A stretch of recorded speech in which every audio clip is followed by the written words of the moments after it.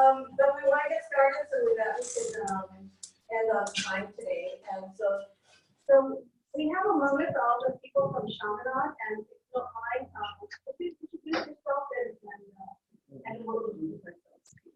So I'm Paul. I'm Connor. A senior at Chaminade. I'm studying business and environmental. I just recently learned how to data science. This is my senior capstone class. Looking forward to learning and trying to help out. Nice to meet you. Hi everyone, my name is Lily.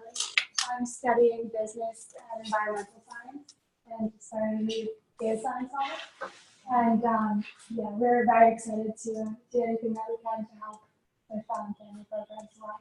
Okay, great, thank you. And what is your name again? Lily. We're twins. That's awesome. Oh, you're twins. They're twins. Yeah. Oh, they're twins. Oh, really? Oh, okay, great. And you're Wayne Tana. Yes. You're the professor. Right. Well, I was going to let Brittany go first. Oh, okay. Brittany. Hi everyone, I'm Brittany. I'm studying business with a minor in accounting and look forward to helping students lead. Great, thank you. Hi, I am Brett Lau. I'm a consultant working with these super awesome Chaminade students and Professor Tana. And just really looking at the feasibility of a social enterprise and how that might benefit family programs. Okay, great. And I'm Wayne, and this my phone is going to fall off. Sorry. That's all right. It's going to give me a reason to get the iPhone 11. But I am recording this. Hopefully it's okay. There are a number of our students who weren't able to make it because they work on the weekends because that's the way they pay their tuition. I wish they could do other things, but unfortunately that's the way of the world. So I'm the professor in this program. We have a project that every senior year, our seniors have a community organization that they work with to try to get some feel for what it's like to transition into the actual world of work. So we take them and we put them into a situation where they're going to have to use all the skills that they've had throughout their 4 years of college in business. So they have to rely on all their past learnings and put together something that the client would like to have. And hopefully it works out well. And we, because of our social justice team at Chaminade, we look to work with nonprofits rather than for-profits. So this has a history of maybe about 10 years now. We work with maybe 100 different nonprofits across the state. And we have put together business plans, marketing plans, special events with varying degrees of success. So the one thing I don't know if I need to disclose, but you all run something called Project Visitation. I started Project Visitation when I was at Volunteer Legal Services Hawaii. So it's something near and dear to my heart. I was also, and I continue to be a volunteer guardian ad litem. And I know the hazards of children in the foster care system that never get to meet with each other on a regular basis. So very happy that Project Visitation was able to transition to some place where that could continue to be facilitated. And I'm just really grateful for those of you who can help in that fashion. The last thing I'll tell you is I am Dr. Doom.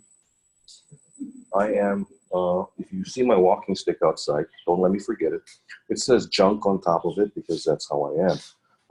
Chaminade also does an annual non-for-profit workshop every August. And I get called upon to do whatever anybody else doesn't want to do or someone at the last minute doesn't show up for. Lately, that topic has been something called UBIT, Unrelated Business Income Tax, right? I am a tax attorney. So what that means is I tell people how they are going to fail in their small business attempts because, just the likelihood of any business succeeding is so low. And then when you have to think about taxes, management, governance, and things of that nature, I say how much more difficult it is. Yeah, and then so anyway, I'll be quiet, for the most part. And, at least here, because I don't want you guys to be dissuaded. I will tell them the reality of life as we progress, because that's my job. Yeah. So sorry. Thank you. And anyway, I used to work with Gary Cordova as well. So. Where do you want to start and take who you are? Yeah. Yes. Thank you. Hi, I'm Warren Aoki. I'm one of the board members. My job outside of the board is a social worker for the U.S. Army Regional Health Command Pacific. And our program deals with military, child abuse, and domestic violence amongst our Army population. Hi, I'm Michelle Loudermilk. I'm an attorney. I do real estate transactional work. Been practicing for almost 30 years. My name is Leslie Turnbull. My husband Paul and I are both educators, and we have blessing living in this house on the Pacific Institute's campus, and we enjoy our work with children, and that's inspired me to be on board of education. I'm Keith Kuboyan. I'm the president and CEO for Family Programs. And I've been working in foster care and child welfare for over 30 years. I'm Jake Jacobs. I'm retired from the Navy 30 years ago, been applied for 30 years. Trying to figure out what to do with myself, and I did I've done mostly a lot of nonprofit work since I've been here. I was one of those who helped found this organization 15 years ago. Was here for the first 6 years, and I'm still here. They call me so, now, board, whatever that means, that's my job. I'm Signe Godfrey, and let me say, I've been involved with the foster children since 1994. And I was one of the first people to do the project visitation, people that brought the kids together, and so I've been quite involved for many years. And I came back because Jake said, "Can you come help us?" So anyway, I have my own business for about 30 years. So that's my background. I'm Brandon Wong, and I have a consulting HR and organization building business. And I used to mentor fosters. So that's my My name is Greg Schleis, recovering attorney, I guess. But, used to be an attorney, but I work in casino and I'm just a provider contractor. I'm Jim Harrow. I'm the current governing chair of Family Programs Hawaii. I'm on a nonprofit background, so I am the board president of the Bobby Benson Center, a facility for actors and on the settlement. So a lot of my board experience with actors. My name is John Keene. My first background was in medicine and specialized area many years ago, and then I went into development and nonprofit work for quite a while, probably longer than our students have been on this earth. Now I'm in finance.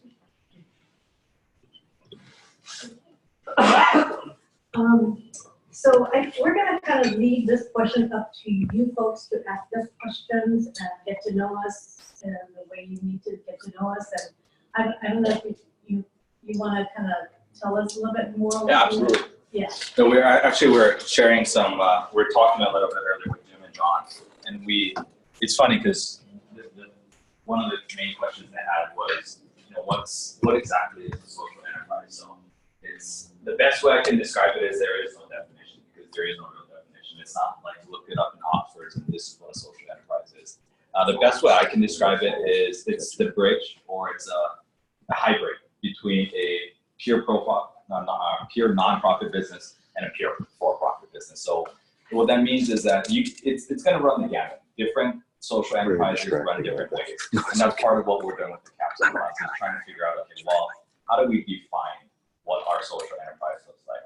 And it's what it is yesterday and last week to what it will be 2 weeks from now may be different. Hopefully not entirely different, but it may be different because it's something that's evolving. So the best way I described it to them is I always use the candy bar analogy. And even use it with them. It's just like we're saying to me, I'm like, hey, Signe, you want some candy? And you're like, awesome, I love candy. Yeah, I love candy. What do you got? Like, no, do you want candy? Yeah, no, I got candy. What kind of candy do you want? He goes, no, I want chocolate. I go, do you have chocolate? No, I got candy. Right, so that's kind of what we're saying by social enterprise. It's just like, well, here's something that we know. We know what it is. It's a social enterprise. But we have yet to define what that social enterprise is.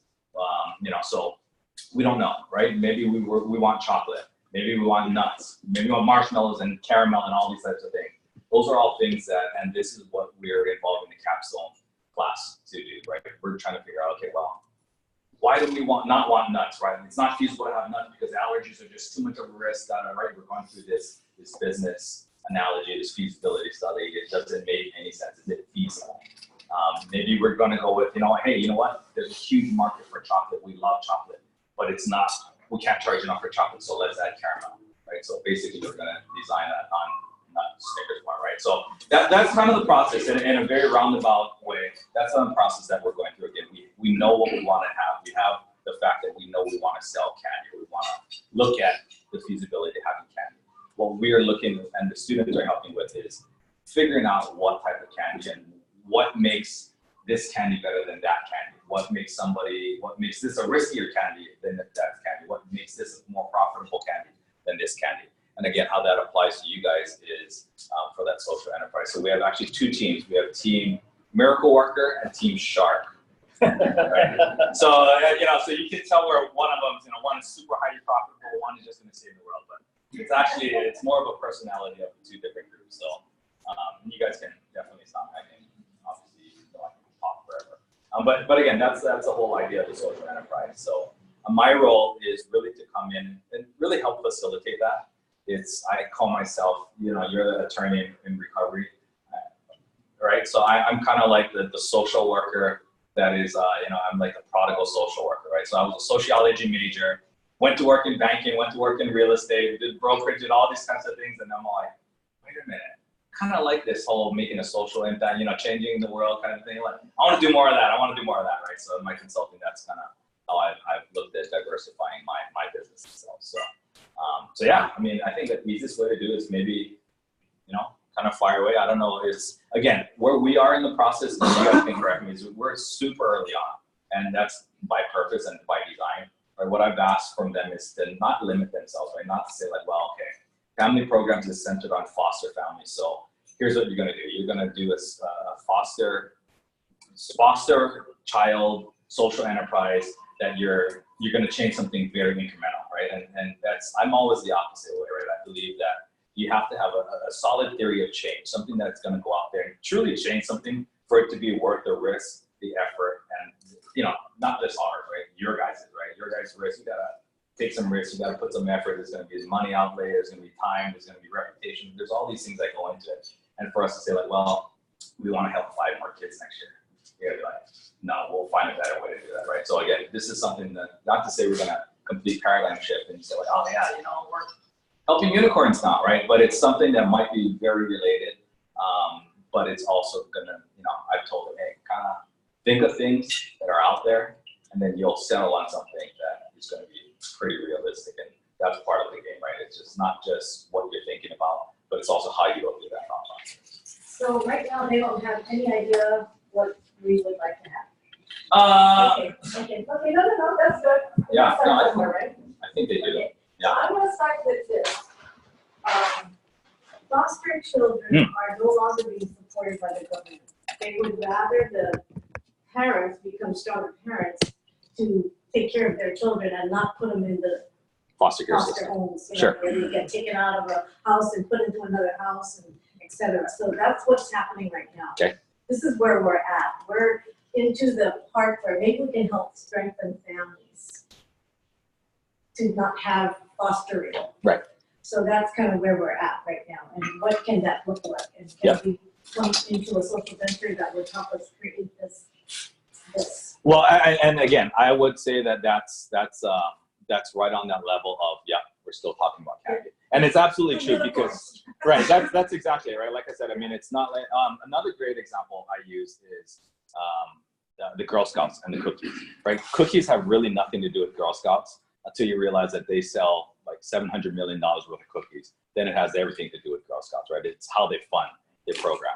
So that's something that again, I'm just throwing it out there, not to say that we're gonna go in that direction. And again, when I say we're not gonna go, everything that we're doing is a recommendation to you guys, right? That's our whole purpose, is to come up with ideas, supporting documentation, supporting research, and really kind of come to you and to develop some of those hypotheses, right? So it's definitely something that we're looking at, but strengthening families is at the core of it, because like I was saying, I think I used the word mission parallel, right? We might not be directly mission 100% in line, but it's going to be something very mission parallel, right? If we're talking about families. And I think the best way to, you know, again, even this early on, I think the PCIT is a great way to kind of give it some context, right? So the PCIT is something that is, it's this whole theory of, it's like, I call it the product, right? It's this product that you can go and you can apply this product in many different market segments, and it would do the exact same thing, right? So let's say, for an example, right now, Dr. Choi runs and he runs his PCIT. He's got, you know, I'm the kid, Lily's my mom, you know, I'm just this crazy 7-year-old and she can't handle me. And, you know, that's the whole idea, as I understand it, right? You're making sure that, hey, make sure that this foster mom gets the training. So she's just not like, look, Signy, can't do it anymore, I'm out. And don't ever call me again, right? That's the last thing, right? So the same thing, if she's my actual real mom, PCIT still applies. And then how can that, and that's what I've asked the students to look at, you know, how can that be applied, not just to foster, not to say that we don't want to directly support foster, but don't eliminate things. So military is a great example, like Mr. Aoki, right, you're talking about. I think military is something that it can develop into so many different ways, because it's another analogy I use from the very beginning is, I think I used it with Keith way back when, right? It's just like, what do you sell, right? You can sell crude oil, you can sell gasoline, or you can sell the pipes, right? You can sell a raw material, a finished product, or the delivery method. And that's kind of what I see with PCIT. It's a little bit of both, right? You can have something that is, you can sell as a direct product, like, hey, okay, PCIT is the exact same thing, right? It's just, we're going to start training people to do PCIT, or we're going to train the military guys. Okay, that's can be a for-profit venture. We're going to partner up with the Chaminade Psych D program. They're going to continue to train these people. We're going to have a lower certification where it's just apparent, right? So you're starting to teach PTOs, right? Hey, let's do PTO training. It's not a full certification, but you know, we charge people X amount of dollars, and this is what we do, and go to all the preschools, all the kids, and all these, you know, it's like a lower level certification. But it can be as far to say, well, okay, Dr. Choi is specifically training trainers to have like, you know, different versions, right? So you have like PCIT foster children. You have PCIT military, right? You can kind of subdivide and customize a product that you can go out and you can say like, hey, maybe we're not even providing any type of service and actual therapy to military, but we want to strengthen military families. So what we're going to do is we're going to partner up with these guys. They have all the people they need. And, you know, again, military is such a great way, because it's, again, we talked about like the pipe, right? The pipe in that equation would be like, well, is there a type of technology that we can hop on? And maybe that's what it is, right? It's just, you know, dad's in Iraq, mom's in Virginia, son's in who knows where, right? Maybe son's in Virginia. So, hey, we're in Hawaii. We're talking to the guy. Hey, okay, here's how you talk to your kid. Okay, here's your blood. You know, again, so there's many different ways. So, sorry, that's a long, very long way of saying like absolutely. I think strengthening families is kind of a cornerstone. Did you have a question, Colin? It looks like you had this. Oh yeah, I was just thinking. So you said like strengthening families, like before anything you can get separated. So do you think lack of income is like the biggest thing that separates these families, or there's more than that?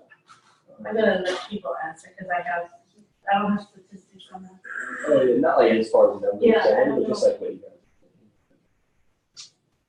guys. Lower income people, is that what we're saying? What's the common denominator amongst our, all these services, but is there one variable that really contributes to them coming to us? Is it the poverty? Is it drugs? Is it income? Is it? Generally, at a very high level, so I'm going to discussing high level. I think that high unemployment in different areas throughout the state, I think, is a contributing factor to some of these things where it has to increase the stress families feel when they can't support their family and housing, and housing is very expensive here. So, and then they look for other ways to issues or some self-medication goes on. So the research I tend to see really brings some of it doesn't necessarily mean that there's a direct correlation there. You have to lack of unemployment some years here, but in areas that there seems to have high unemployment, there seems to be an increase in some of that.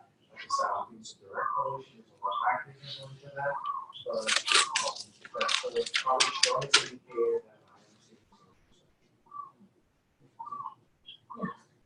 You mentioned that you wanted to strengthen families before it got to a certain point. Like as far as like preventative like actions besides PCIT, whatever things you're thinking of like to strengthen these families to get these facilities. Actually, I don't know. Training, do we look at training and, I'll give you an idea. When it comes to medicine, medicine you practice as a reactive situation. Yeah. Wait years and you come to hospital, and then all of a sudden they find out you have cancer, heart attack, but the agency is very good. They've migrated to a proactive approach now. Identify high-risk people, educate on diet, exercise, sleep, and these things so that they don't end up in a reactive measure or proactive one. I mean, just to kind of share with you all, what Siggy was alluding to is the policy sort of shift that's happening from the federal government down to the state level in terms of there's a policy shift in terms of keeping families together, at least that's the preference, or the preferential sort of mode of, instead of removing a child from the family, we're trying to figure out other ways to support the family so that they keep the family together. That's a policy shift, and then some things to note for you guys too, for the healthcare side.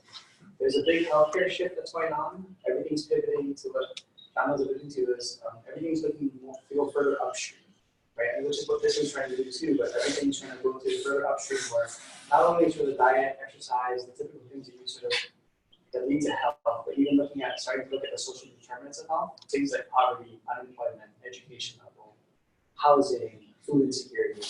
That's where actually healthcare is starting to pivot to, and it will be pivoting big time in the next 10 years in terms of looking at further upstream sort of ways that you can actually address those areas so that you have healthier people and better well-being.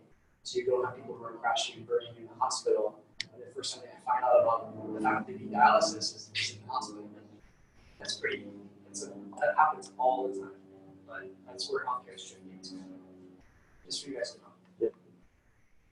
So on the client side, at least that that's this area, the kids largely come from the Native Hawaiian population and very clear pattern of sexual abuse that they've gone through at an early age, and also parents high rate of parental incarceration and drug use. That seems to be a fairly strong base of where we find our kids coming from.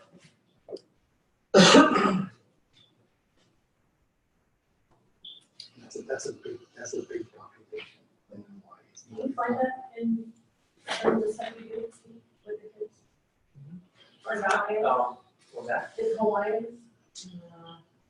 I want to well, they do, I mean, there is a large disproportionate part, but it's prevalent across many, African Americans. So it's not only unique to there's one, but they're very poor representing some. The other thing, if we took the island as a whole, I can kind of say that geographically, the west side seems to have a higher caseload than the east side in certain parts of the island.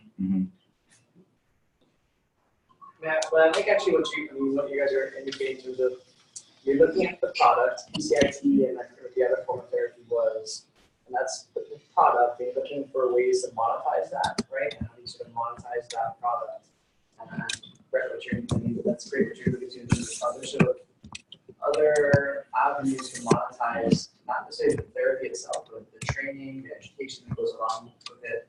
Perhaps a potential for like a military contract, let's just say, or things like that, but out of the box thinking. But we are looking to you guys to produce something that a business model that would help support pilot programs for you and that can be implemented, fairly, within the next 6 months to a year, for a business model that takes that sort of that product and whatever else you sort of can see and monetizes it, commercializes it, into something that can produce revenues.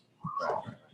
Yeah, and I think that's an important point because, and that kind of closes the loop to why a social enterprise is something even worth looking at. Again, it goes back to the point of it's, here's how I think of it is, okay, Family Programs Hawaii does this.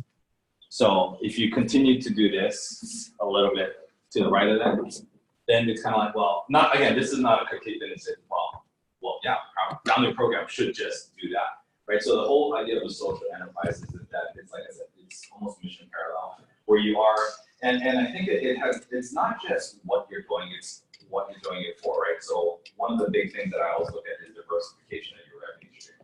And we talked a little bit about it. Right now, you're almost entirely funded by grants, right? Private foundation, government type grants. So with that, it's your lifeblood. That's almost always going to be the situation. What a social enterprise does is it gives you a little bit of flexibility where you can have unrestricted funds coming in. You guys can really kind of do what you guys want to do without worrying, hey, okay, is Geis' applicant is, Weinberg, are they gonna come and say like, no, sorry guys, don't want you doing that? And it's like, oh, well, again, it's so not to say that you're gonna like, hey, let's change everything, this is not what we done, but it's actually the opposite. It's like any other way, you're gonna finance, right? It's just like diversifying your portfolio, right? You got everything in stocks. When everything's going great in stocks, that's good, right? When stuff starts to turn down, you wanna make sure you got a little bit of cash, you got a little bit of bonds, you got a little bit of, I don't know, whatever you guys do when you're shorting stuff, right? Diversify, right? And that's the whole point of diversification is to say like, well, okay, let's try something. But again, it always goes to the point of profitability. If you're not profitable, there's absolutely no reason to be doing it. And that's one of the main goals is that it needs to be self-sufficient, independent of any fund. So it's maybe in the beginning, like, we're going to look at capacity building. We'll go on a grant for that. But going forward, it shouldn't be a drain on family programs. Right, it should be like, oh guys, you know what? It's we're gonna take another 6 months to get us profitable again. So, I ran some models, and pretty late in this point. I probably talked to Keith and Dr. Choi, but I looked at it as probably within a year you could get to. I think you could get to close to break even, and that's giving you 3 to 6 months of this feasibility. Well, call it 3 to 5 months of an actual business plan where you're going out there, you're actually pounding the data, and then you got about 6 months of runtime where you're going. 2 months, you're basically wrapping up with like 2.5 FTE, and I'm making a lot of assumptions, but I built out a model where you pretty profitable about year 1 and year 2 and 3. You're essentially wrapped up, and it's great. But again, that's a very compartmentalized model that is essentially taking the PCIT and putting it into private practice. So nothing fancy, and it doesn't really give any definition to who you're serving, right? It's just under the assumption you can go out, you can charge someone X amount of dollars, you can collect from them X amount of dollars. So simple amount per patient, you got this, you got that, all your expenses. But again, I think I get all excited about the PCIT just because I think it's so transferable. It's another thing that and I think it's comes from medicine too, and it's a big focus now. It's not only from upstream, but also multi-generational. So I was doing some reading on some research, and it really made me think, it kind of shifted my thinking a little bit, where they looked at, what is the actual transmission, right? So if my dad's an alcoholic and he beats me, does he do that because of behavior he learned, or is it genetic? And it's a little bit of both, right? So there's all these things where PCIT, it's almost inherently goes to this multi-generational theory, right? So Hanoi is promoting that. So I think that there's the opportunity, and you got a lot of tailwind where you can go to the state, you can go to the military, and say, like, hey, this is what, like you said, here's what everyone's pushing, right? This preventative upstream stuff. Here's what this product actually does, right? It's inherently, you're already working with 2 generations, right? And that's I call it, it's we got here on a multi-generational problem, right? It's generations and generations of, I'm probably being pretty judgmental, but it's just like, your dad doesn't beat you up and drink and spit on you all the time. You got a pretty good chance that you're not going to do that to your kid. The opposite is entirely true too. If you get, just get wailed on every night, and your mom's an alcoholic and she's on drugs, and your dad is, in and out of prison, the chances that you are able to rise above that is pretty bleak. Right now, if his dad did that to him, all of a sudden there's a pattern, and I think that, again, I don't know all the research, but what I've seen seems to indicate that that's probably above even is it drugs, is it poverty, it's all these things. It's generational poverty, it's generational drug use, it's generational substance use, it's generational alcoholism that gets you to the point. So my thinking is that, again, not that we're going to change the world today, but you got a multi-generational problem got you to this place, you need a multi-generational solution. So again, that's why I'm so big on this. Again, PCIT, it's